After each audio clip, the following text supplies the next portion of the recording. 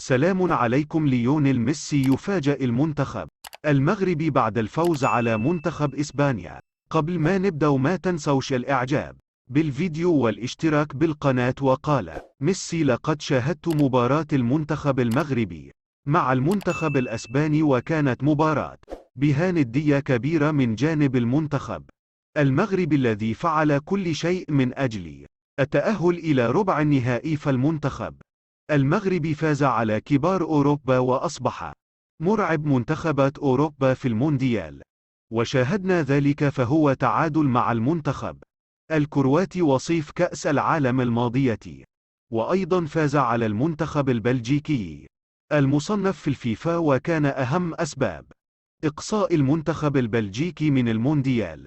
وأيضا فاز على المنتخب الإسباني الذي كان يعتقد البعض أنه من أبرز المرشحين للقب. هزه البطولة، واعتقد الدور يكون على البرتغال وعلى كريستيانو رونالدو. واعتقد الآن جميع منتخبات أوروبا تخشى مواجهة المنتخب المغربي، لأن المنتخب المغربي يلعب بطريقة معقدة للغاية، فهم لم تهتز سوى هدف واحد فقط، حتى في ركلات الترجيح لم يدخل مرماهم ولا هدف، لأنه يتواجد به صديقي وزميلي في باريس سان جيرمان أشرف حكيمي. لذلك سأدعم المغرب في هذه المباراة، وأتمنى فوز المنتخب المغربي.